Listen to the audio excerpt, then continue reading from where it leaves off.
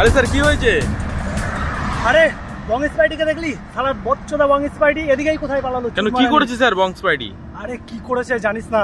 আর 5 টাকার জন্য জানিস না বয়স্ক লোকগুলোকে সানি লিওনির ভিডিও দেখাচ্ছে। তো এটাতে স্যার ওকে ধরার কি আছে?